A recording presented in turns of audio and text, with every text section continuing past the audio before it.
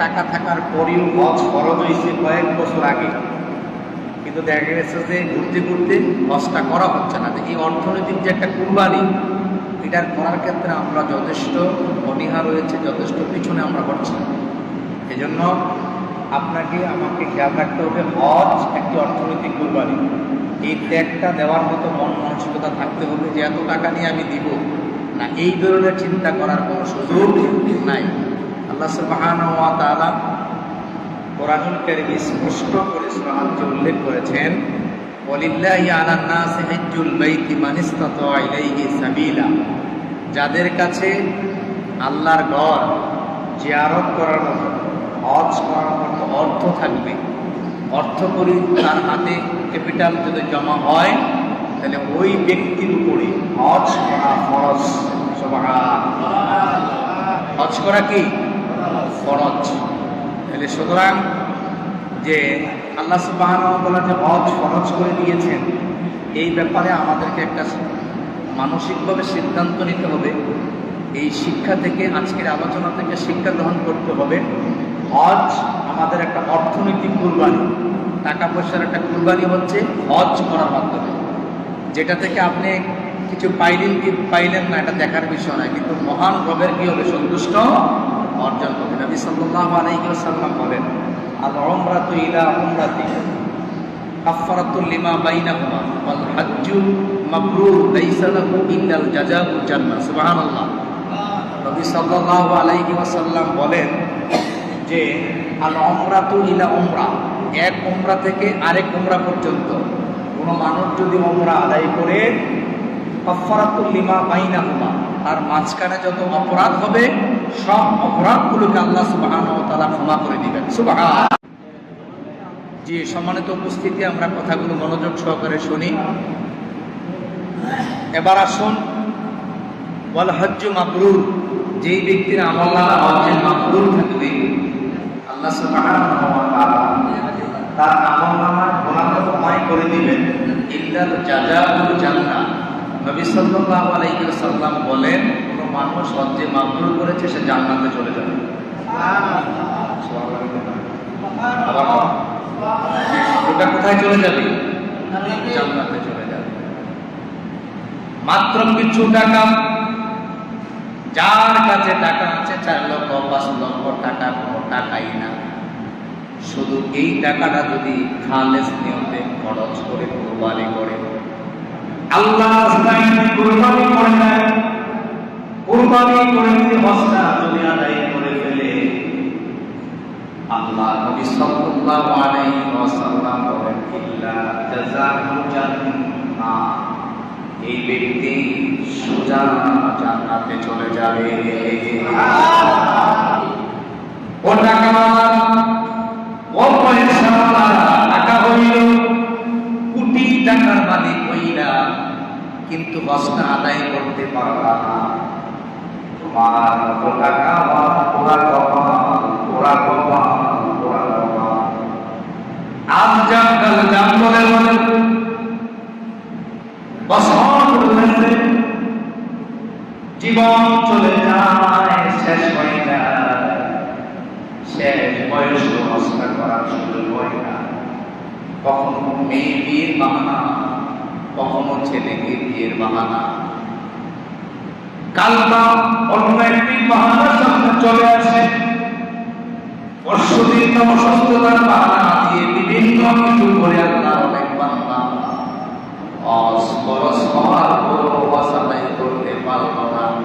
আজকের ঈদুল আজহার দিনে শিক্ষা গ্রহণ করো, যদি তুমি হজটা আদায় না করে মৃত্যুবরণ করো, আল্লাহর নবী বলে, ওয়ালাম ইউজ্জা ইয়া ইয়াহুদিয়া আও নাসরানিয়া, সে ইহুদি হয়ে মারা যাবে আর নাসারা হয়ে মারা যায় যে ব্যক্তি। একজন মানুষ হজ না করে টাকা থাকার পরে মারা গেলে ওই সমান। নাউযুবিল্লাহ, নাউযুবিল্লাহ বলেন না, নাউযুবিল্লাহ। বুঝেন কিছু বুঝার কথা। সুতরাং আজকের দিন থেকে শিক্ষা গ্রহণ করতে হবে, হজ একটি ফরজ ইবাদত। টাকার মালিক হয়েছেন, পয়সার মালিক হয়েছেন, পশু জবাই করে যেভাবে আল্লাহর সন্তুষ্টি অর্জন করতে চান, সেইভাবে হজ আদায় করলেও অর্থনৈতিক কুরবানি হয়। আর এই কুরবানি করলে আল্লাহ বিনিময়ে জান্নাত দিয়া দিবেন। সবাই কান লাগান, মনোযোগ দেন। ওমান কাফারা ফাইন্নাল্লাহা গানিয়্যুন আনিল আলামিন। রব্বুল আলামিন বলেন, আমি তোর মুখাপেক্ষী না, তুই হজ আইলেও ঠিক না আইলেও ঠিক, তুই নিয়ে আমার কোনো মাথা ব্যথা নাই। ও বান্দা, তুমি যদি হজ না আসো তাইলে এমন হয় আমি আল্লাহ অভাব হয়ে যাবে। আল্লাহ স্পষ্ট করে উল্লেখ করে, ওমান কাফারা, যে ব্যক্তি অস্বীকার করলো, যে ব্যক্তি হজটা করলো না, ফাইন্নাল্লাহা গানিয়্যুন আনিল আলামিন। ও বান্দা, আমি তো বিশ্ব জগতের মালিক, আমি তো কাবার মালিক, আমি কাবা ঘরের মালিক। তুমি হজ করতে আসলে তোমার গুনাহ ক্ষমা হবে, না আসলে আমি আল্লাহ তোমার মুখাপেক্ষী না। আল্লাহু আকবার। আমি আপনি আরেকজনের মুখাপেক্ষী, আমি আপনার মুখাপেক্ষী, আপনি আমার মুখাপেক্ষী হতে পারেন, আরেকজনের মুখাপেক্ষী হতে পারেন, আরেকজন আপনার মুখাপেক্ষী হতে পারে, কিন্তু আল্লাহ সুবহানাহু ওয়া তাআলা বলেন, বান্দা আমি আল্লাহ তোর মুখাপেক্ষী। বুঝেন কিছু কথা? বুঝো, ওলামায়ে কেরাম বিষয়টা খেয়াল করেছেন। আল্লাহ তাআলা স্পষ্ট করে বলেছেন যে আমি তোর মুখাপেক্ষী না, আমি আল্লাহ, আমি নিজস্বভাবে, আমি ক্ষমতাধর, কুলিল্লাহুম্মা মালিকাল মুলক, আমি পুরো মুলকের মালিক। আমার রাজাধিরাজ যা আছে সব আমার মুলকের অধীনে, আমার মুলকের উপরে কেউ কথা বলার শক্তি নাই। তুই তো হজ করবি না, এতে আমার কোনো আসে যায় না। যদি না করস, নবী সাল্লাল্লাহু আলাইহি ওয়াসাল্লাম বলেছেন, ইহুদি হয়ে মারা যাওয়া আর নাসারা হয়ে মারা যাওয়া একশো। কথা বলেন কি সমান? বলেন এক সমান, বলেন বলেন এক সমান। কি বুঝেন?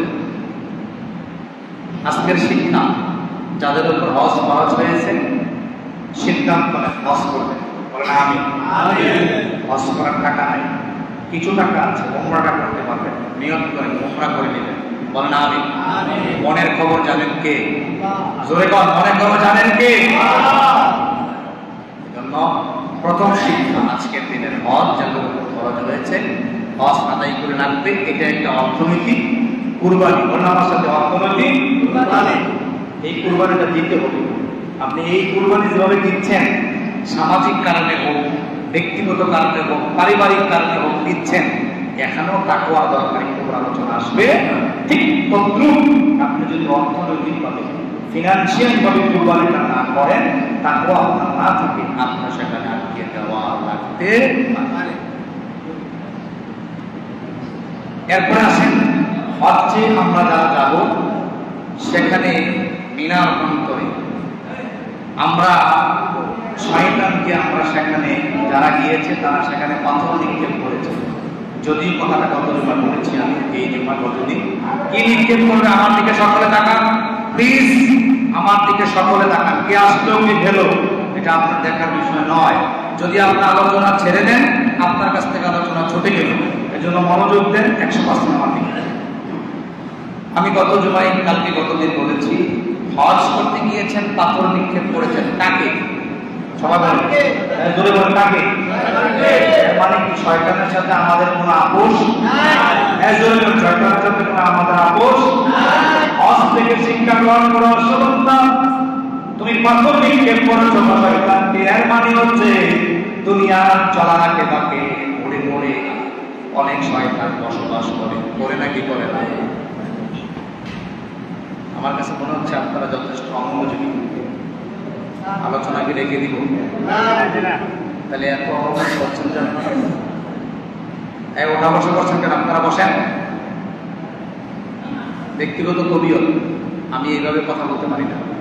কথা মনোযোগ দিয়ে শুনলে কথা বলতে পারবো, আর নাইলে বলতে পারবো। আর যদি ভালো না লাগে আত্মলা দিন, যদি ভালো লাগে না বন্ধ করে বন্ধ করে শুনবেন মনোযোগ সহকারে। এখন থেকে কে আসলো কে গেল পাঁচটা তাকাই দেবেন। বলেন আমিন।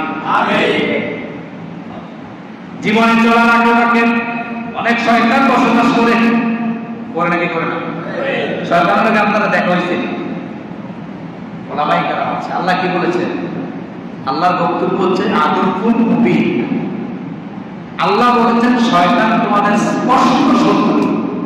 তাহলে আল্লাহ যে বলেন স্পষ্ট শত্রু, তাহলে শয়তানের দোকান আপনি দেখছেন না, স্পষ্ট শত্রু কে?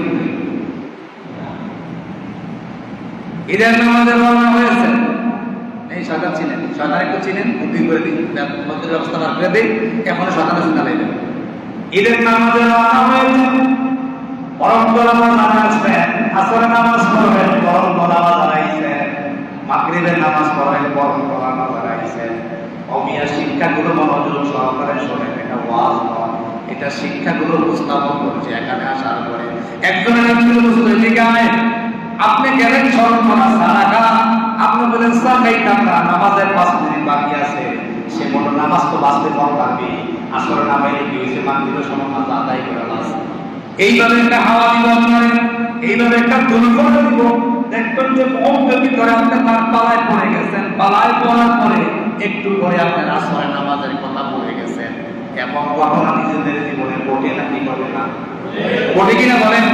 মসজিদে আসলেন আর 15 একটা মোটরসাইকেল নিয়ে বন্ধু এসে হাজির, দোস্ত চল শ্যামল বাজারে যাব না, দোস্ত নামাজটা পড়া নেই, নামাজটার সামনে যে পড়ি, মোটরসাইকেল উঠাইল, দোস্ত দৌড় মারলো, সেপারা বাজারে যাইতে যাইতে আসরের নামাজ শেষ। এবার দোস্ত বন্ধুদের বন্ধু আসরের নামাজ তো পাস নাই, সমস্যা নাই, মাগরিবের সাথে একসাথে কাজা করে নেই। এইভাবে যখন যে দৌড় মারলো, দলাহাত যাওয়ার আগে মাগরিবের নামাজ শেষ। এর মানে হচ্ছে ওই মুহূর্তে শয়তান হয়ে আপনার কাছে করতে এসেছে। নাউযুবিল্লাহ, শয়তান খুঁজে বান্দার পাশেই বসবাস করে। শয়তানের দিকে মনোযোগ দিলে শয়তান খুঁজে পাওয়া একেবারেই সহজ। দেখবেন আপনি এইভাবে অনেক বন্ধুর পালায় পড়ে নামাজ কাজা করেন, বন্ধুর পালায় পড়ে হজের সময় হজ করতে পারেন না, বন্ধুর পালায় পড়ে রোজার সময় রোজা পালন করতে পারেন না। এখানে শিক্ষা হচ্ছে পাথর মেনে হজ করতে গিয়ে শিক্ষা গ্রহণ করো। বন্ধু যেখানে শয়তান হয়ে আসবে, পাথর নিক্ষেপ করে প্রতিহত করা লাগবে। বন্ধু চল আমি যাবো না, তুই আসলে যাবো না, আবার বন্ধু চল যাবো না, না যাবো না, যাবোই না চল বাদ দিয়ে এখান থেকে, তোর সাথে কোনো কথা নাই। সেই ব্যক্তি নামাজ পড়ে না, তার সাথে কোনো ইমানদারের সম্পর্ক থাকতেই এইভাবে যখন শক্ত করে আপনি কথা উপস্থাপন করবেন, দেখবেন শয়তান নেস করে পালাইব। কথা বলেন 3 দিন পরে হইব, এতে বড় মুসল্লি তার সাথে চলা যাবে না। আছে নাকি নাই? আমরা শিক্ষা শুনলাম 2 নম্বরে মিনার কাম করে আমরা যেইভাবে শয়তানকে পাথর নিক্ষেপ করবে হাজির সাহেবগুলো, সেখান থেকে শিক্ষা গ্রহণ করতে হবে। শয়তানের সাথে কোনোদিন আপোষ করা যাবে না। কারণ শয়তানের চ্যালেঞ্জ হচ্ছে ডান দিক থেকে বাম দিক থেকে, সামনে থেকে পিছন দিক থেকে, সব দিক থেকে বান্দা করে ধোঁকা দেয়। তুমি আল্লাহর কেমনি ইবাদত করো, এটা দিবেই না দেয়া। সুতরাং শয়তান যেহেতু চ্যালেঞ্জ করেছে কার সাথে? শয়তান চ্যালেঞ্জ করেছে কার সাথে? এটা আপনার রবের সাথে তিনি চ্যালেঞ্জ করেছে, তার সাথে কোনোদিন কোন ইমানদারের সম্পর্ক হতে পারে না। যদি করেন আপনি নিজে শয়তান হয়ে যাওয়ার সম্ভাবনা আছে নাকি নাই? এটি হচ্ছে আলোচনা, এগুলো চিন্তার আলোচনা। আপনাকে মনোযোগ সহকারে শুনতে হবে। এখান থেকে সম্পর্ক আমার রবের সম্পর্ক যার ভালো, আমার সম্পর্ক তার সাথে ভালো। সুবহানাল্লাহ, আলহামদুলিল্লাহ, ওয়া তাআলিল্লাহ, ওয়া মানালিল্লাহ, ফাকাদ ইসতাকমালাল ঈমান। কি বলছি? সম্পর্ক করো, তার সাথে বন্ধুত্ব আছে, সম্পর্ক করা যাবে না, সম্পর্ক করা যাবে না যার সাথে আল্লাহ বন্ধুত্ব, প্রেম, ভালোবাসা নাই। ক্লিয়ার? আপনারা এখান থেকে কথা বলছেন, তাহলে অযথা আশেপাশে জায়গায় সম্পর্ক করা যাবে না। 2 নাম্বার গেল। 3 নাম্বার শুনুন, হজ্জের কুরবানি। আমরা যে হজ করলাম 5 লক্ষ টাকা আপনি হজ করে আসতেন, আইসাই আপনি ওনারে বলতে হইব চাচা হজে তো যান না, টাকা তো মালিক হয়েছেন, একটা পেশনা তৈরি করতে হইব, ওনার মধ্যে তারে বুঝাইতে চাচা এক প্রকার মালিক হয়েছে হজ যে করছেন না উপায় কি এখন বললে কিন্তু নবীজি আপনারে পরিচয় দিব না, সুতরাং একটা প্রেষণা তৈরি করবেন, আপনি এসে ওনাকে করবেন, আপনি এসে ওনাকে করবেন, আপনি এসে ওনাকে করবেন। এইভাবে যদি একে একে একে একে একে একে এইভাবে প্রেষণা করতে থাকে তাইলে হজ্জের মতো ফরজ ইবাদতের বাহিরে থাকার কোনো সুযোগ নাই। এটা 3 নাম্বার শিক্ষা আজকে দিনের হজের প্রেষণা তৈরি করতে হবে। হজ যারা করে, হজ যারা করে তারা ঈশা অন্যদেরকে একটা প্রেরণা তৈরি করতে হবে, প্রেষণা দিতে হবে, যার মাধ্যমে সে যেন আগামী বছর হজ করার সিদ্ধান্ত নিতে পারে। এজন্য নিয়ম করে ফেলতে হবে। 3 নাম্বার শিক্ষা অনুযায়ী যে ঈশা আপনাকে বুঝাবে না, আজকে আমি আপনাদেরকে প্রেরণা তৈরি করে গেলাম, হজ আদায় করার সিদ্ধান্ত নিয়ে নেন। আল্লাহ আমাদের সকলকে মক্কা মদিনা, মদিনাতুল মুনাওয়ারা, মক্কাতুল মুকাররমা জীবনে একটা বার যাওয়ার তৌফিক দান করুন। মাওলা চেয়ে বলেন আমিন। আল্লাহ আমাদের কবুল করো, বলুন আমিন। রব্বুল আলামিন তোমার কাছে আজকের এই ঈদুল আযহার দিনে কায়ামতকে ফরিয়াদ রেখে গেলাম, ও আল্লাহ জীবনে একটা বার হজ করাইও, হজ না করাইয়া আমাদেরকে মৃত্যু দিও না, বলেন আমিন। আল্লাহর কাছে দোয়া যদি করেন, মনে যদি চাইতেও না পারেন, এই যে মনের একটা কাকুতি বিনতি থাকার কারণে আল্লাহ আপনারে ক্ষমা করে দিতে পারে নাকি পারে না? অনেক সাহাবায়ে কেরাম যুদ্ধ করেছেন, যুদ্ধের ময়দানে শাহাদাত বরণ করেন নাই, পরে মৃত্যু হয়েছে, শাহাদাতের মর্যাদা পেয়ে গেছে। সুবহানাল্লাহ। আপনি হজ করতে না পারলো যদি প্রেরণা থাকে, প্রেষণা থাকে, মনের ভিতরে চিন্তা থাকে, ইয়াকিন থাকে, বিশ্বাস থাকে, তাইলে আল্লাহ আপনার হজের সওয়াব ঘরের মধ্যে শোয়াইয়া দিতে পারে নাকি পারে না? এজন্য একটা প্রেরণা থাকতে হবে। 4 নাম্বার শিক্ষা, কুরবানি কবুল হওয়ার জন্য কিছু শর্ত রয়েছে। একটু পরে আপনারা কুরবানি করবেন, কুরবানির জন্তু জানোয়ারগুলো বাড়িতে বেঁধে রেখে এসেছেন, পাইতেছেন? এগুলো বাড়িতে রেখে এসেছেন না? একটু কল্পনা করেন তো, এই পশুটারে বেঁধে রেখে এসেছেন, তার জায়গায় যদি আপনি হইতেন অবস্থাটা কি হইত? এদেশে ইমানদার খুঁজে পাওয়াটা বড় মুশকিল হয়ে যেত। বাবা যদি সন্তানকে বলতো, সন্তান আমার এই বছর তোমাকে বাজারে বিক্রি করা হবে, আল্লাহ সিদ্ধান্ত অনুযায়ী তোমারে কুরবানি করা হবে, যদি কোনো কারণে আমার নামটা এই বছর চলে আসলো, আমার মন বলছে আপনাদের ইমানের অবস্থা আমি জানি না, আমার মন বলছে আমি বাজারে যাইতাম না, আমি বলতাম না, আপনার কথা আমি মানি না, আমি মানি না, মানি না বাবা, তুমি বুঝো না, তোমারে আসলে স্বপ্নে যা দেখাইছে, শয়তানি দেখাইছে, এই ধরনের ফতুয়া দিয়া আমিও নিজেরে ওই জায়গা থেকে বাঁচাইয়া গেছে আসতাম কিনা বলেন? ও ইয়াসা, এই পশুটার কোনো অপরাধ নাই, অন্যায় নাই, কিছুই নাই, শুধু আল্লাহর একটা হুকুম পালন করার জন্য পশুটা নিজের গলাটা ছুরির নিচে দিয়ে দিল। ও মিয়া, ও মিয়া, আপনি পশুটার জবাই করলেন, খাইলেন, যদি আপনার মধ্যে তাকওয়া না থাকে, এই পশুটা যে আপনি জবাই করলেন, কেন করলেন, কেন করলেন, কি জবাব দিবেন আল্লাহর কাছে? এজন্য কবুল হওয়ার জন্য কিছু শর্ত রয়েছে। পশুটার কোনো অপরাধ নাই, অন্যায় নাই, এই পশুকে জবাই করার হুকুম দিয়েছেন কে? আল্লাহ। হুকুম দিয়েছেন কে? ইব্রাহিম পয়গম্বরকে আল্লাহ প্রথম আদেশ দিয়েছিলেন, সন্তানকে কুরবানি করো আল্লাহ জাতির জন্য, ওয়া তারাকনা আলাইহি ফিল আখিরিন, কিয়ামত পর্যন্ত যেন এটা বলবৎ থাকে। এজন্য মানুষের পরিবর্তে আল্লাহ গরু ছাগল লম্বা দিয়া কুরবানি করাটাকে জায়েজ করে দিলেন। সুবহানাল্লাহ। এই পশুটা আপনি বাড়িতে বেঁধে রেখে এসেছেন, যদি আপনার এই কুরবানি কবুল না হয়, তাইলে আপনার মতো ওরা বাবা আজকের দিনে আর একজনও নাই।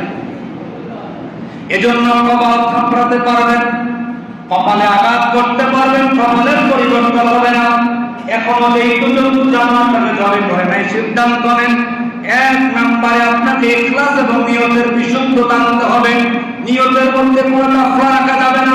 মুখে মুখে দূর থেকে বলা নয়, কণ্ঠের এই জায়গা থেকে বলা নয়, বলতে হবে এই জায়গা থেকে, কানের কলিজা হয়ে হৃদয় থেকে বলতে হবে, আল্লাহ তোমার নামে কুরবানি দিলাম, ওয়া নুসুকি ওয়া মাহইয়ায়া ওয়া মামাতি লিল্লাহি রাব্বিল আলামিন। আমার জীবনের সব আমি আপনি আল্লাহর জন্য দিয়ে দিলাম। সুবহানাল্লাহ। নিয়তের বিশুদ্ধতা লাগবে। 2 নম্বরে কুরবানির অর্থ সম্পদ হালাল হতে হবে। আমি জুমার আলোচনায় বলেছি, আজকে বিস্তারিত আলোচনা করার সুযোগ নেই, শুধু শিক্ষাগুলো উপস্থাপন করে গেলাম। কুরবানি যে আপনি জবাই করবেন, এই কুরবানিটা জবাই করবেন, ওই কুরবানির অর্থ যেটা দিয়েছেন ওই অর্থটা হালাল হওয়া লাগবে, কবুল হওয়ার জন্য 2 নাম্বার শর্ত। 3 নাম্বার শর্ত হচ্ছে মুত্তাকি হতে হবে। ইমাম সাহেব সামনে আসেন। মুত্তাকি হওয়া লাগবে, ফরেজগার হওয়া লাগবে, ঈমান আকীদা বিশ্বাসের দিক থেকে মুত্তাকির অবস্থান করতে হবে, নতুবা আপনার কুরবানি কবুল হবে না।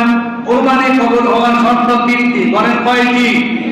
1 নম্বরে নিয়তের বিশুদ্ধতা, বলেন নিয়তের বিশুদ্ধতা, জোরে কোন নিয়তের বিশুদ্ধতা, ইখলাসের সহিত, বলেন আবার কোন ইখলাসের।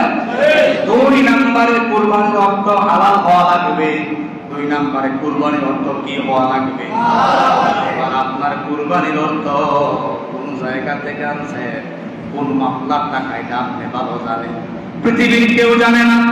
আপনার অর্থ কোথায় থেকে আসে, কোথায় যায়, আপনার অর্থের খবর আপনি নিজে জানেন। সুতরাং আপনাকে সিদ্ধান্ত নিতে হবে, হালাল টাকা দিয়ে কুরবানি না দিলে কুরবানি হবে না, হবে না, হবে না, এবং হবে না। জোরে করে এবং হবে না। সুতরাং সাবধান, সাবধান করে দিয়ে গেলাম, এগুলা আর শিক্ষা গ্রহণ করুন। 3 নম্বরে আপনাকে ইমানদার মুত্তাকি হওয়া লাগবে। আপনি যদি আল্লাহর উপর অবিচল বিশ্বাস না রাখেন, ধরে নিতে হবে দাড়ি টুপি পাঞ্জাবি সহকারে আপনি বেঈমান। নাউযুবিল্লাহ। আল্লাহ এমন করলো কেন, এমন করলো না কেন, আল্লাহ এই করলো কেন, এই করলো না কেন, এইভাবে কথা বলে বলে এমন হতে পারে ঈমানটা চলে গেছে। ঈমানটারে মুক্ত করেন, ঈমানটাকে তাজা করেন, মুত্তাকি হয়ে গরুর গলায়, ছাগলের গলায়, বকরির গলায়, তোমার গলায় ছুরি চালেন, কবুল করে নেবেন কে? এবার আসুন 5 নম্বর শিক্ষা আপনাদের কাছে উপস্থাপন আমি করছি। 5 নম্বরে ঈদের দিনে যদি আপনি কুরবানিটা করেন, এই কুরবানি আল্লাহ সুবহানাহু ওয়া তাআলা এমন ভাবে কবুল করে দেন যে দুনিয়াতে আপনার জন্য এর চাইতে ভালো আর কোনো কাজ নাই। قال النبي صلى الله عليه وسلم ما عمل آدمي من عمل يوم النهر أحب إلى الله من إحراق الدم। আল্লাহ নবী সাল্লাল্লাহু আলাইহি ওয়াসাল্লাম বলেন, কোন মানুষ যদি ঈদের দিন কুরবানি করে, আমি আল্লাহর কাছে ওই কুরবানি করার কারণে পশুর গলা থেকে যে রক্তগুলো বেরিয়ে আসবে, আমি আল্লাহর কাছে এই রক্ত প্রবাহিতের মতো আর কোন প্রিয় কাজ নাই। সুবহানাল্লাহ। নবী আল্লাহর কাছে সবচেয়ে প্রিয় কাজ হলো কুরবানির দিনে পশুকে জবাই করে রক্ত বের করা। আপনি যে পশুর গলায় ছুরিটা চালালেন, ছুরিটা চালাবেন একটু পরে নিজের বিবেককে প্রশ্ন করেন, আমি যে ছুরি চালাচ্ছি আমি আসলে কার জন্য চালাচ্ছি? নিয়তে গর্বের থাকবে, পরিবর্তন হলো কবুল করে নেবেন কে? এটা আল্লাহর কাছে প্রিয় কাজ। আয়েশা সিদ্দিকা রাদিয়াল্লাহু তাআলা আনহাকে আল্লাহ নবী সাল্লাল্লাহু আলাইহি ওয়াসাল্লাম বলেন, আয়েশা তুমি জানো নি কুরবানির দিনে কি সওয়াব হয়? আল্লাহর নবী বলেন, আয়েশা কুরবানির দিনে যদি তুমি কুরবানি দাও, কুরবানির গা থেকে রক্ত বেরিয়ে জমিনে পড়ার আগে আগে আল্লাহ বান্দার গুনাহগুলি ক্ষমা করে দেন। এত আস্তে করে বলেন সুবহানাল্লাহ। আল্লাহ আমাদের কুরবানি কবুল করো, আমিন। আল্লাহ আমাদের গুনাহগুলি ক্ষমা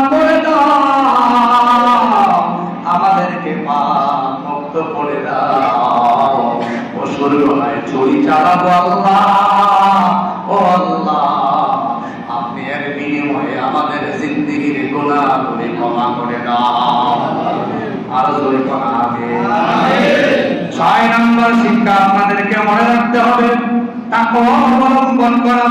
তাকওয়া যার যত ভালো তার কুরবানি তত ভালো হবে। তাকওয়া যার যত পরিশুদ্ধ কুরবানি তার তত পরিশুদ্ধ হবে। গলা ছেড়ে দিয়ে বলেন সুবহানাল্লাহ। আল্লাহ রাব্বুল আলামিন বলেন লা ইয়ানালাল্লাহু লুহুমুহা ওয়ালা দিমাউহা ওয়ালাকিন ইয়ানালুহুত তাকওয়া মিনকুম। আল্লাহ সুবহানাহু ওয়া তাআলা বলেন, ও আমার বান্দারা শোনো, আমি আল্লাহ জন্য যে তোমরা কুরবানি দিচ্ছ, আমি আল্লাহ কিন্তু রক্ত দিব না, মাংস রক্ত গোশতকে আল্লাহ নিব। জোরে বল আল্লাহর জন্য কুরবানি দেন। আল্লাহ যদি বলতো আল্লাহ কুরবানির গোশত পাইবি না, রক্ত পাইবি না, পশম যা আছে সব আমি আল্লাহরে দিয়ে দিতে হবে, বলেন তো দেখি কুরবানির দাতার সংখ্যা বাড়তো নাকি কমতো? জোরে বল তাইলে বোঝা গেল কুরবানির সংখ্যা কমলে এই তো আপনারা বলতে সবাই মিলেন। এজন্য আল্লাহ আগেই প্রশ্ন বাইকে দিলেন ১,০০০ বছর আগে নবী মুহাম্মদ রাসূলুল্লাহ সাল্লাল্লাহু আলাইহি ওয়াসাল্লামের মাধ্যমে বান্দাকে জানিয়ে দিলেন, বান্দা আমি কুরবানির গোশত নিব না, গোশত তোমার, রক্ত তোমার, যা আছে সব তোমার, আমি বান্দা দেখব তোমার মনের অবস্থা। সুবহানাল্লাহ। আল্লাহ কি দেখবে? এখানে তাকওয়া, তাকওয়াটা কোন জায়গায়? এই জায়গায় নবী ইঙ্গিত করে দেখিয়েছেন স্মরণ করতে হবে।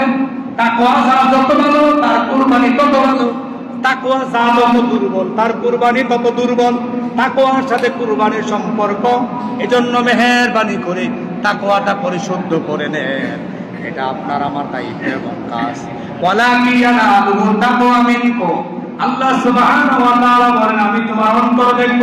আল্লাহ নবী সাল্লাল্লাহু আলাইহি ওয়াসাল্লাম বলেন, ইন্নাল্লাহা লা ইয়ানজুরু ইলা সুওয়ারিকুম ওয়া আমওয়ালিকুম ওয়ালাকিন ইয়ানজুরু ইলা কুলুবিকুম ওয়া আমালিকুম। ও বান্দা, আল্লাহ নবী সাল্লাল্লাহু আলাইহি ওয়াসাল্লাম বলেন, আল্লাহ রাব্বুল আলামিন তোমার চেহারা এবং সম্পদের দিকে তাকাবেন না। তুমি কত টাকার মালিক সেদিকে আল্লাহ তাকাবেন না, তুমি কত সম্পদের মালিক সেদিকে আল্লাহ তাকাবেন না। ওয়ালাকিন ইয়ানজুরু ইলা কুলুবিকুম ওয়া আমালিকুম। আল্লাহ তোমার অন্তরের দিকে তাকাবেন আর তোমার আমলের দিকে তাকাবেন। এজন্য তাকওয়া অবলম্বন করুন। অন্তরে তাকওয়ার প্রয়োজন হয়। যার অন্তর যত পরিশুদ্ধ তার তাকওয়া তত পরিশুদ্ধ। আল্লাহ আমাদের সকলকে তাকওয়া ভিত্তিক কুরবানি করার তৌফিক দান করুন। সকলে বলুন আমিন। আবার বলুন আমিন। আমিন। এজন্য আপনাদেরকে আমাদেরকে খেয়াল করতে হবে। কাযালিকা সাক্কারা লাকুম লিতুকাব্বিরুল্লাহ আলা মা হাদাকুম। আল্লাহর বক্তব্য, কুরবানিটা করার সময় আমি আল্লাহর নামে উচ্চারণ করো, আমি আল্লাহর নামে তাকবীর দাও, ধ্বনি দাও। এজন্য সবাই মিলে আল্লাহর নামে একটা ধ্বনি দেই। সবাই বলো আল্লাহু আকবার।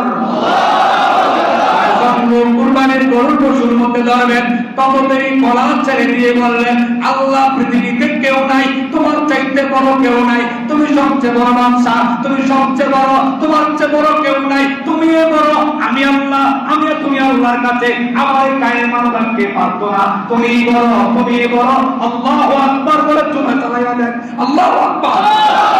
কারোর কাছে আমি সিদ্ধত করি না, কারোর কাছে আমি চাই না, কারোর কাছে কোনো কিছু করি না, কারোর কাছে ক্ষমা চাই না। তুমি আল্লাহ, তুমি আল্লাহ, তুমি আল্লাহ, তুমি আল্লাহ। এজন্য তোমার নামে চলে করে দিলাম। আল্লাহু আকবার।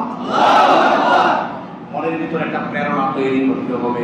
কুরবানি এমনি এমনি দিলেন আর গেলেন, আইলেন গোশত খাইলেন, কুরবানি দেওয়া হইব ঠিক হই, কিন্তু এই কুরবানি আল্লাহর কাছে পৌঁছবে না। সবাই বলুন আল্লাহু আকবার। এটা এমন একটা স্লোগান, এই স্লোগানে আগুন লাগে। কি লাগে? বুঝেন না? যারা আল্লাহু আকবার স্লোগান শুনতে গায়ে আগুন লাগে, বস্তু হইবে এটা কোনো ইমানদার হইছে না। আবার বলুন আল্লাহু আকবার।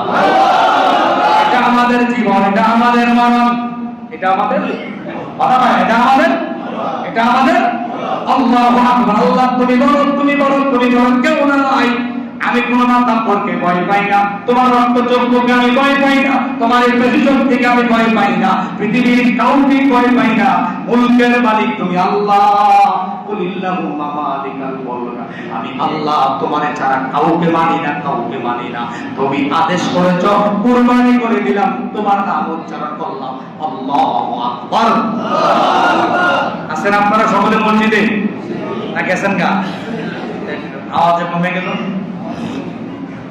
এবার আসুন শিক্ষা গ্রহণ করুন। বিপদে মুসিবতে ভরসা করতে হবে কার উপর? এটা কি মুখে মুখে? আওয়াজের একটা দৌড়ে দিল কম বোঝা যায় আসলে ভরসা কার উপর? ভরসা কার উপর? ইব্রাহিম পয়গম্বরকে আল্লাহ ইব্রাহিম পয়গম্বরকে যখন নমরুদ যখন আগুনে কুণ্ডলি পালাই দিল, ইব্রাহিম পয়গম্বর ভরসা করছে কার উপর? আবার কোন কার উপর? তিনি কুরবানি ওই জায়গা থেকে একটা কুরবানি দিয়েছেন, আমি আল্লাহ ছাড়া কারোর কাছে সাহায্য চাবো। ও ইব্রাহিম, আমার আল্লাহকে আমাকে দেখে না, আমি যে আগুনের মধ্যে পড়ে আছি, আমার আল্লাহ যদি খুশি হয় আমি আগুনে পড়ে থাকাটা আমি ইব্রাহিমের জন্য এটাই শান্তি। জোরে বল ইব্রাহিম আলাইহিস সালাতু ওয়াস সালাম যখন অগ্নিকুণ্ডলী থেকে 40 দিন পরে বেরিয়ে আসলেন, যেই কথাটা বলেছেন, কি ভরসা করছে আল্লাহর উপর খেয়াল করেন। ওয়াকালা ইন্নী যাহিবুন ইলা রাব্বি সায়াহদিন। ও আমার জাতির লোকেরা শোনো, তোমরা আমার প্রতি কোনো সিম্পিতি দেখাও নাই, তোমরা আমার প্রতি কোনো দরদ দেখাও না, ভালোবাসা দেখাও নাই, আমার আব্বা তোমাদের দলীয় লোক, সেই দিকেও তোমরা দেখাও নাই, আমারে অগ্নিকুণ্ডলীতে ফেলে দিলাম। আমি সিদ্ধান্ত নিয়েছি আমি আর তোমাদের কাছে থাকবো না। ওয়াকালা ইন্নী যাহিবুন ইলা রাব্বি সায়াহদিন। আমি কোথায় যাব জানি না, কোন দিকে যাব জানি না, আমার কোন ডেস্টিনেশন জানা নাই, আমি কোন পথে চলবো সেটাও জানি না, তবে অতটুকু জানি ওই একদিন বিশ্বাস আমার মধ্যে আছে, আমার আল্লাহ আমারে পথ দেখানোর বাকি রাখবেন না। আমার আল্লাহ আমারে পথ দেখাইবই। সুবহানাল্লাহ। এটার নাম ভরসা, এটার নাম ঈমান, এটার নাম ঈমান। সুতরাং ঈমানের কলম থাকতে এখনই পরিবর্তন করে নাও। ঈমান যদি ধরে রাখো, চারদিক থেকে আঘাত আসবে। ঈমান যদি ধরে রাখেন, ঈমানের রথ যদি থাকেন, অগ্নিকুণ্ডলীতে আপনাকেও করা লাগতে পারে। ঈমান যদি ধরে রাখেন, আপনার জীবনে বিভিন্ন সমস্যার মোকাবিলা হওয়া লাগবে। সুতরাং ঈমানের উপরে কোনো ধরনের দুর্বলতা না যাবে না। ঈমানের পথে অবিচল রেখে, বলেন, ঈমানের পথে অবিচল রেখে আমার মন যেন তোমারই কাছে মিনতি আমার, তোমারই কাছে মিনতি আমার, অগরহিমা রহমান। ঈমানের পথে অবিচল রেখে আমার মন যেন আমি বুঝাইলা ইব্রাহিম আলাইহিস সালাতু ওয়াস সালাম অগ্নিকুণ্ডলীতে পরীক্ষা দিলেন, দেশ চাললেন, সব চাললেন, এরপর কি দেয় নাই? জোরে কোন কি দেয় নাই? এরপর ঈমান দেয় নাই। যদি ঈমান দিত অগ্নিকুণ্ডলীতে পড়া লাগতো না। ক্লিয়ার কথা? এজন্য ঈমানের উপর থাকবেন। বিপদ মুসিবত আসবে নাকি আসবে না? আসবে। জোরে কোন ঈমানের উপর থাকলে বিপদ মুসিবত আসবে নাকি আসবে না? ওই মুহূর্তে ধৈর্য ধারণ করতে হবে কার? এবার হচ্ছে সন্তান দেওয়ার মালিক কে? জোরে কোন সন্তান দেওয়ার মালিক কে? মাজার, জোরে কোন মাজার, দুর্গা, দরগা, পীর সাহেব, বাবা হুজুর, অন্তর মালিককে। আরে কারোর বিরোধিতা করছি না, আমি শুধু বুঝাইতে চাচ্ছি জীবনে আপনাকে সন্তান দেওয়ার মালিক একমাত্র আল্লাহ। ইব্রাহিম আলাইহিস সালাতু ওয়াস সালাম শিখিয়ে গেলেন, ও আল্লাহ, পরবর্তীতে কে আপনার হাল ধরবে, কে আমার জাতির লোকদেরকে দাওয়াত দিবে, আমি বুঝে পাচ্ছি না, বলে পাচ্ছি না। ও আল্লাহ, আপনি আমার একটা সন্তান দেন, সেই সন্তানটা আপনার দ্বীনের কথা বলবে। সুবহানাল্লাহ। রাব্বি হাবলি মিনাস সালিহিন। ও আল্লাহ, আমার একটা নেক সন্তান দেন, আমার একটা সালেহ সন্তান দেন, যেই সন্তান ইউকিমুস সালাহ, যে নামাজ কায়েম করবে, মানুষকে আল্লাহর দিকে ডাকবে, আপনার কাবা করে নামাজ আদায় করবে। ও আল্লাহ, আপনি আমার একটা এমন সন্তান দান করেন, আজকের ঈদুল আজহা শিক্ষা গ্রহণ করতে হবে। ইব্রাহিম পয়গম্বর সন্তান চাইছে কার কাছে? এই দুর্গম কার কাছে? এই চাইব কার কাছে? ছেলে নাই, মেয়ে নাই, ছেলে প্রয়োজন, মেয়ে প্রয়োজন, সেজদা দেন তার চোখের উত্তরে, একটা বার সেজদা দিয়ে আল্লাহর কাছে চিৎকার করে বলেন, আল্লাহ, ছেলে দেওয়ার মালিক তুমি আল্লাহ, মেয়ে দেওয়ার মালিক তুমি আল্লাহ, পৃথিবীর কারোর কাছে চাইলাম না, তুমি আল্লাহর কাছে চাইলাম। তুমি আল্লাহ আমার একটা ছেলে দাও। আল্লাহ দিতে পারে নাকি? পারে না। সবই এইভাবে যাওয়ার পরে আল্লাহ না দেয়, বুঝতে হবে এটা আপনার জন্য পরীক্ষা। আপনাকে আল্লাহ দুনিয়াতে দিবে না, আখিরাতে দিবে। সুবহানাল্লাহ। এবং এরপর আল্লাহর উপর ভরসা হারা যাবে, এরপর আল্লাহকে ছাড়া কারোর কাছে সন্তান চাওয়া যাবে। এবার আসুন, এরপরে শিক্ষা গ্রহণ করুন। সময় খুব সংক্ষিপ্ত। প্রতি বছর অসংখ্য গরু জবে হয়, ছাগল জবে হয়, বকরি জবে হয়, আমরা যেটাই বলি দম্বা জবে হয়। বলেন তো দেখি, পরের বছর কি এই ঘাটতি বোঝা যায়? গরুর বাজারে গেছেন না? জোরে কর, আরো জোরে কর। গরুর বাজারে গরুর অভাব আছে না? সুবহানাল্লাহ বলতেন না? ছাগলের অভাব আছে? বকরির অভাব আছে? এই খেল কার? সেই আল্লাহর উপর সন্তান দিতে যদি তোমার না লাগে, তোমার পূর্বজ কি প্রয়োজন? কথাটা কি শক্ত হয়ে গেল? কথাটা কি শক্ত হয়ে গেল? চাকরি আসছে না গেছে? গেলে যান, এটা না রাখবেন না। হ্যাঁ, কুরবানির বাজারে কি গরুর অভাব আছে? এই খেল কার? এত পশু জবাই করেন, এত পশু জবাই করা হচ্ছে, এরপর ঘাটতি পূরণ করে দিচ্ছেন কে? একটা কুকুর বাচ্চা দেয় কয়টা? কথা কয় না? 7টা, 8টা, 9টা, 10টা, 11টা, 14টা, 15টা, 18টা, 20টা পর্যন্ত পাওয়া গেছে। আসেনি কুকুর? বেচতে গেলে ভাই কিনতে কখনো আরাধনতে লাগলো, এই গ্রামে 10টা কুকুর ধরতে পারতেন, কিন্তু আল্লাহ কি পরিমাণে দিলেন? মালিককে রহমকার, সরগণ রহমকার। এখান থেকে শিক্ষা গ্রহণ করেন, রব্বুল আলামিন তোমার নামে গরু জবাই করতেছেন, তুমি কার্তিক পূরণ করে দিয়েছ, এর মানে তোমার থেকে বড় স্রষ্টা আমার আর কেউ নাই। সুবহানাল্লাহ বলেন না? আরেকটা কথা বলে শেষ করে দেব। হ্যাঁ, বাবা ছেলের যে একত্বতা পোষণ, আমরা এখন একত্বতা পোষণ করতে পারি না। বাবা একদিকে, ছেলে কথা কয়, অনেক কথা ছিল, সবাই নাই। বাবা একদিকে, ছেলে একদিকে, সব কথা কইতে পারলে মাথা শান্তি হইবে, বুঝছেন? এটার থেকে সাফ করে রয়েছে পাথরে, এটি কইতে পারতেছে না। কয়া আস্তে আস্তে কয়া আপনার আইয়েন, দেখা হবে আপনাদের সাথে ইনশাআল্লাহ। এবার বাবা ছেলে একত্বতা পোষণ করলেন, কথা বোঝেন নাই? আমরা পারিনি, কথা কয় না। আমরা বাবা একদিকে, ছেলে কথা কয় না, 1 বছর কথা কয় না, 2 বছর কথা কয় না, এমন আসেনিও? থাকলে আপনার এলাকার নাই, কথা কয় না? আছে? একত্বতা পোষণ করতে কেন পারেন না? ঘাটতিটা কার? কেন করতে পারেন না? এর মানে হচ্ছে আপনার এখন ইমানে ঘাটতি রয়েছে। ধরেন একজনের ধরে করবো তো, আর আপনি বলা আপনার কাছে মাফসের সমস্যাটা কি? বিশেষ করে ছেলে যারা সন্তান, আপনাদের ব্যাপারে আমার সাথে কোনো আপোষ নাই। নবীজি নিষেধ করেছেন, নবী সাল্লাল্লাহু আলাইহি ওয়াসাল্লাম বলেছেন, তোমাদের যদি সম্পদ না দেয়, তোমরা যদি বাড়ি থেকে বের করে দেয়, এরপর মা বাবার ব্যাপারে কোনো শিকায়াত করা যাবে না। জোরপূর্বক শিকায়াত করা যাবে না। জন্য সাবধান করে দিয়ে গেলাম।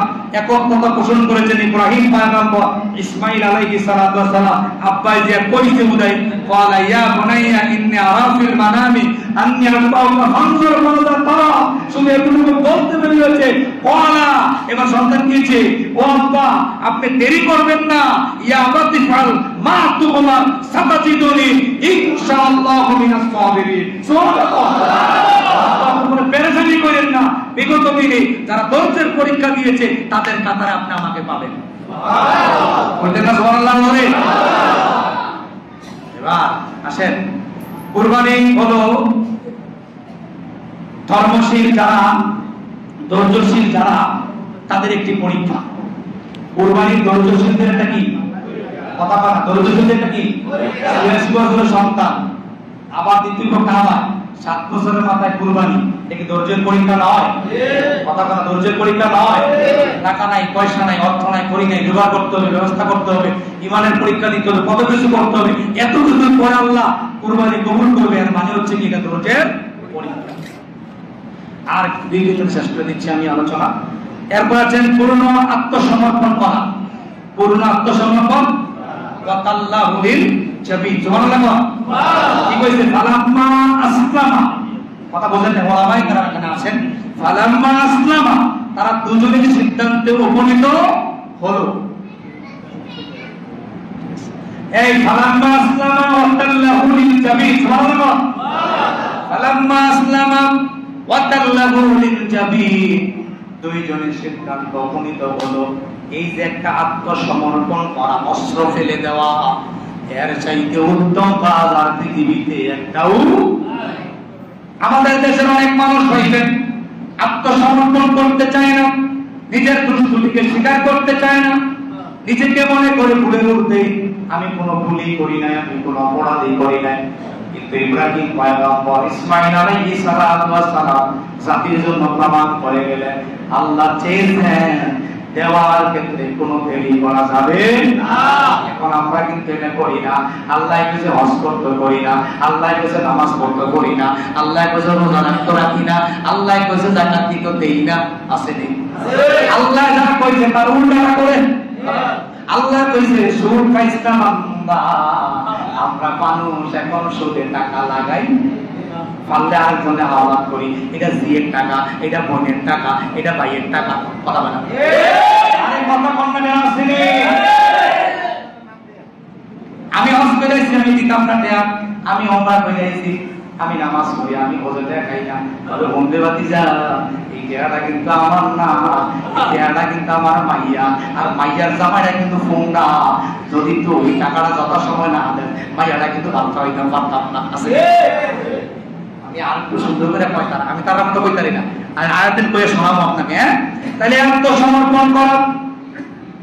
আল্লাহ নিষেধ করেছেন চোখ গাওয়া যাবে না, আল্লাহ বলেছেন নামাজ পড়া করতেই হবে, আল্লাহ বলেছেন যাকাত দাও দিতেই হবে, আল্লাহ বলেছেন হজ করতেই হবে।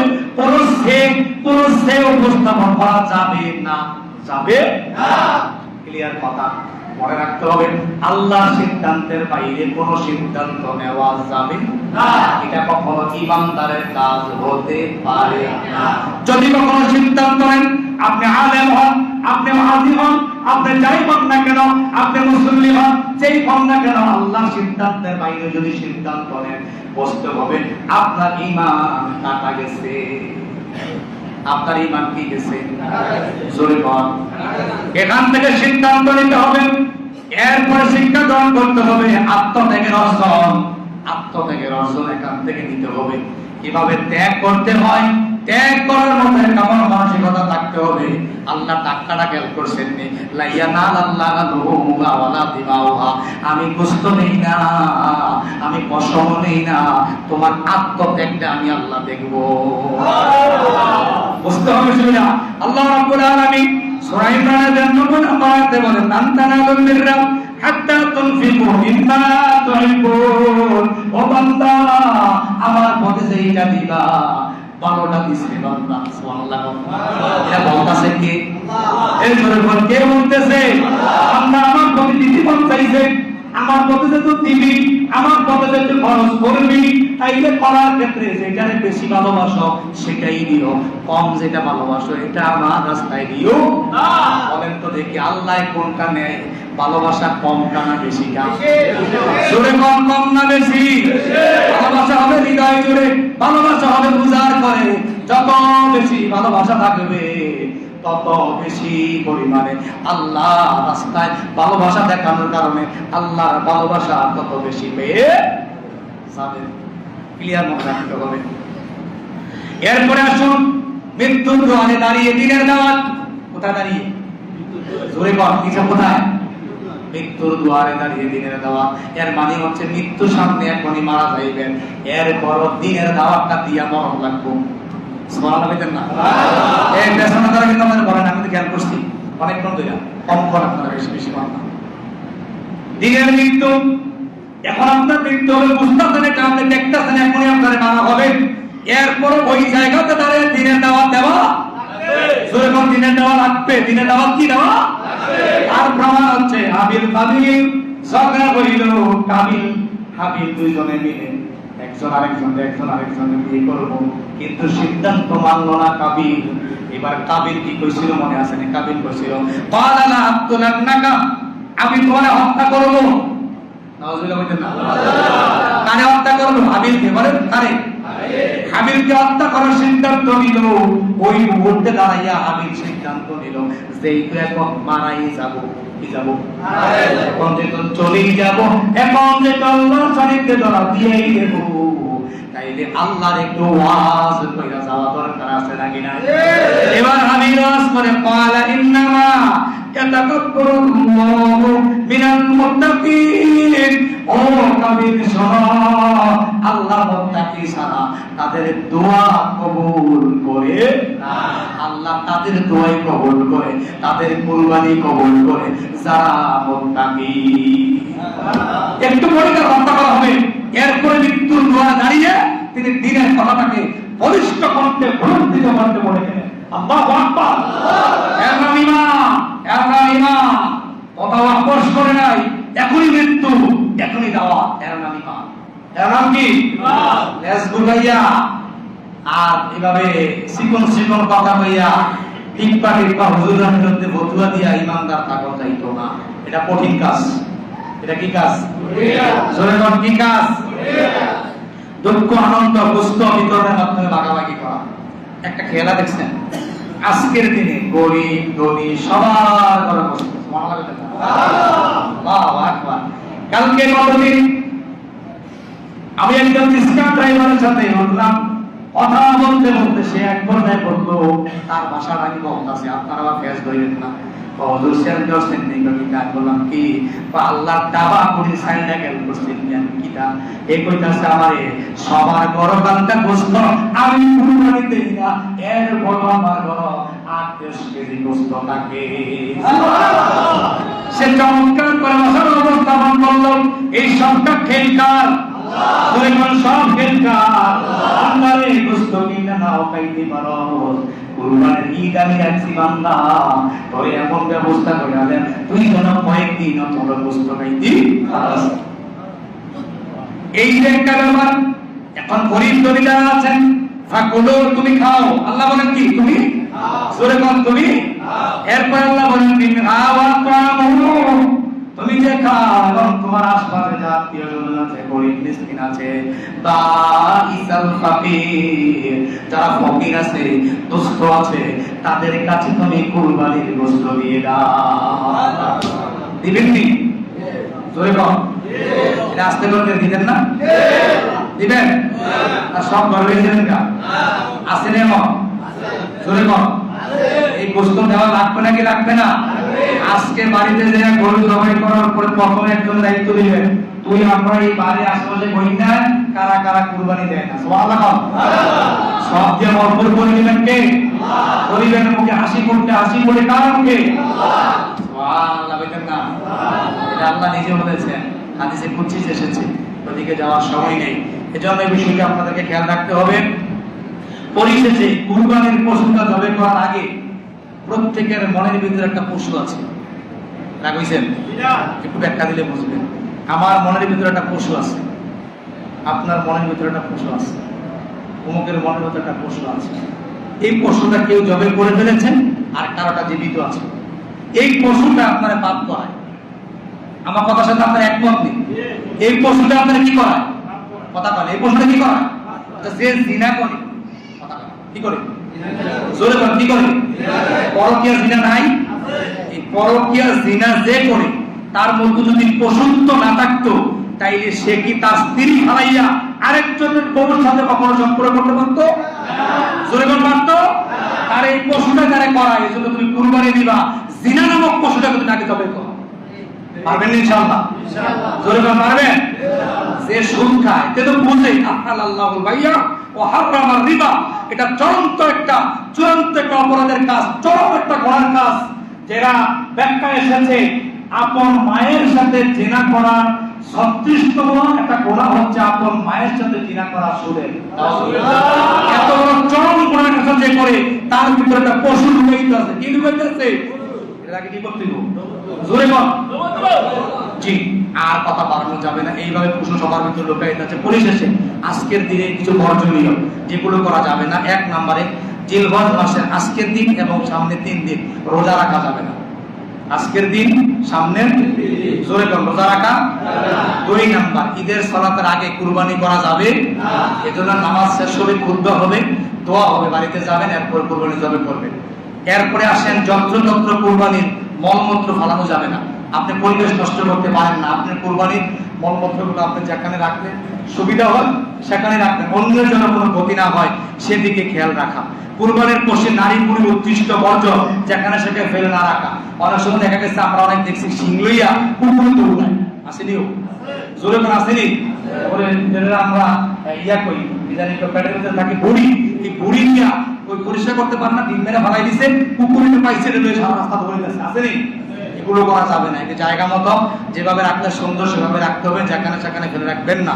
কুরবানির গোশত, চর্বি, অঙ্গ প্রত্যঙ্গ বিক্রি করা যাবে না। আপনি কুরবানির গোশত, চর্বি কোন, ভুঁড়ি কোন, যাই কোন, এগুলো বিক্রি করা যাবে না। টোকাই যারা টোকাই যাদেরকে আপনারা দেন তারা যদি ইচ্ছা করে তারা বেশি হয়ে গেলে বিক্রি করতে পারে। এরপর আসেন কুরবানির পশু সাইজ বা মূল্য নিয়ে অহংকার না করা। বিকালবেলা দেখা হইলে কি রে তারা করে দুস্থ বন্ধু রয়েছে আসেনি, আমরা বেশি আসেনি, এগুলো করা যাবে না। কথা সংখ্যা বলতেছি। সর্বশেষ বেহায়াপানা, লেলেল্লাপানা, যুব সমাজ যারা এখন শরীয়ত বিরোধী একসেট বাজাইয়া নাচানাচি করে একটারে দইয়া অগ্রসর না পারনের আগেই গ্রেড ইউজ করে দেবে। পারবেন নি? জোরে করে পারবেন নি? সাইজ দুইটা সবাই মিল্লা এরই সাইজ করে দিবেন। তেজে না ফর্ম করা বাড়িয়ে গাইডুলের কাছে যায়। রাজি আছেন? সকলকে ধন্যবাদ এবং পবিত্র ঈদুল আজহা ঈদ মোবারক জানিয়ে তাকাব্বালাল্লাহু মিন্না ওয়া সালিহাল আমাল। আল্লাহর কাছে কায়ামানকে দোয়া করছি রব্বুল আলামিন যেন আমাদের কুরবানির দিনকে কবুল করে মঞ্জুর করে। বলুন আমিন। আল্লাহ সুবহানাহু ওয়া তাআলা যেন আমাদের আজকের দিনে আমার আম্মা বংশধর যারা অন্ধকার কবরে